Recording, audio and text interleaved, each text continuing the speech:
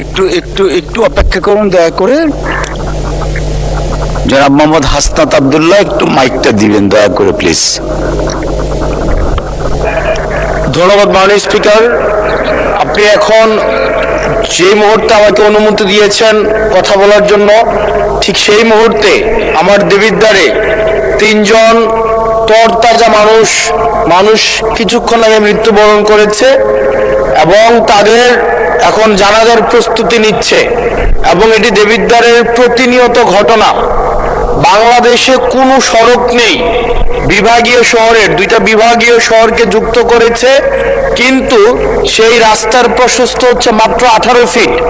মাননীয় স্পিকার, আমি কুমিল্লা এবং সিলেট মহাসড়কের কথা বলছি মাননীয় স্পিকার।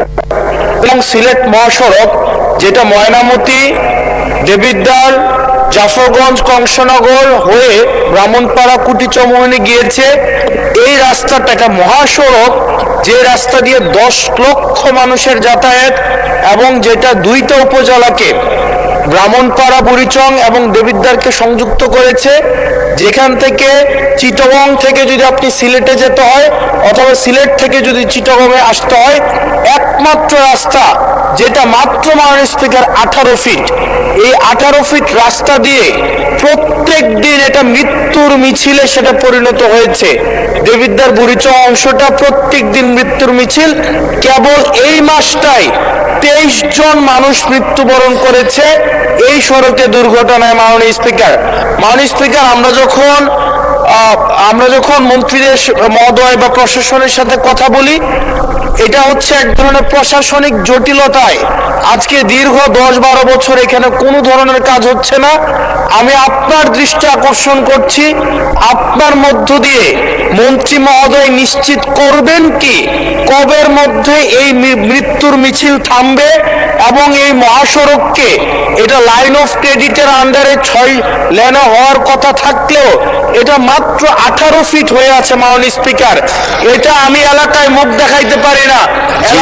ধন্যবাদ মাননীয় সদস্য। আমাকে এখন বেঁধে রাখবে মাননীয় স্পিকার। আপনার মাধ্যমে মন্ত্রী মহোদয়কে যদি আপনি একটা রুলিং দিতেন এই বিষয়ে যেন উনি যথাযথভাবে ব্যবস্থা নেয়।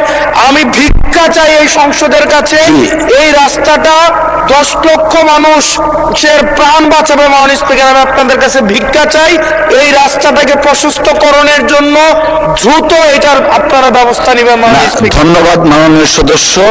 আপনি 71 বিধিতে একটা নোটিশ প্রদান করুন, সেটা সবচেয়ে অ্যাপ্রোপ্রিয়েট ওয়ে।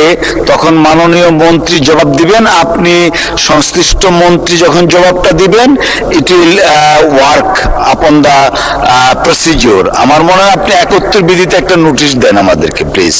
Thank you. রাষ্ট্রপতি ভাষণের উপর আলোচনা অব্যাহত আছে। মাননীয় সদস্যবৃন্দ আলোচনায় অংশগ্রহণ করবেন লালমনিরহাট 1 আসন থেকে নির্বাচিত মাননীয় সংসদ সদস্য জনাব মোহাম্মদ হাসান রাজীব প্রধান। জনাব মোহাম্মদ হাসান রাজীব প্রধান